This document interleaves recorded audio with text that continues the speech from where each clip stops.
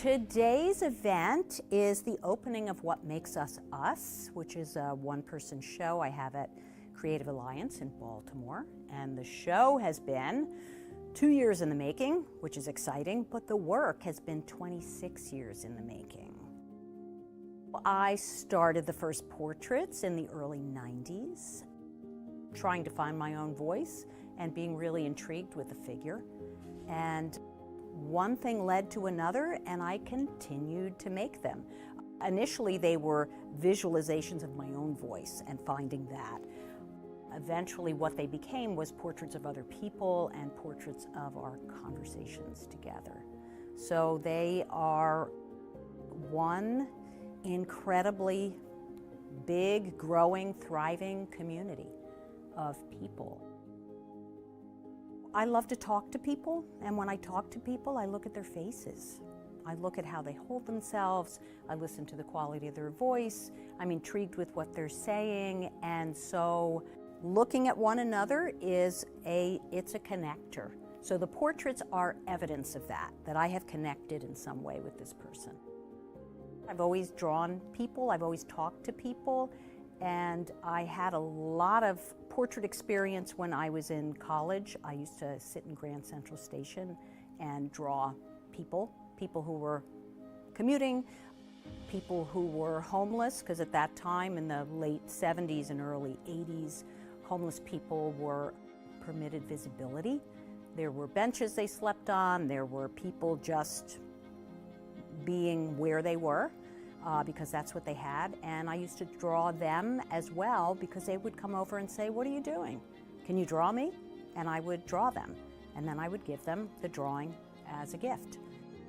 What was so interesting to me is that even somebody who didn't have a place to live would carefully fold up these drawings like they were treasures and put them in a pocket. Everyone deserves to be heard.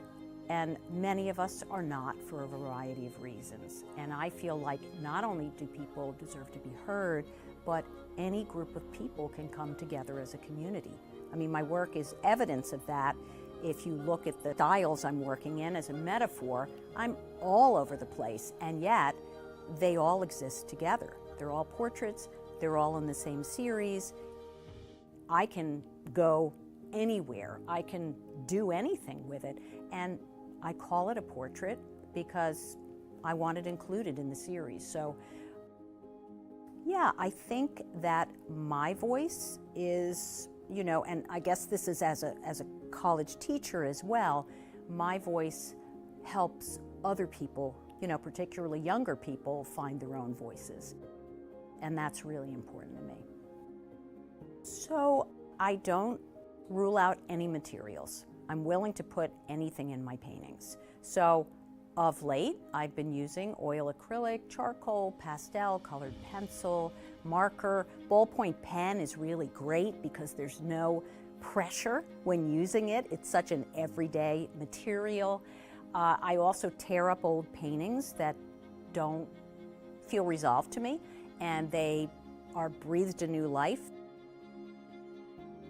So it becomes not only this quest to represent people and their stories, I'm also, I'm a big recycler. So, it's all connected. It's really, really all connected. I love to make things and find out what happens when I do this. And anybody can come in. When I have the opening tonight, people are going to say, "Oh, how did you do this?" And I'm happy to share it. I'm happy to share it. "Oh, I learned this from second graders." "Oh yeah, fifth grader taught me that."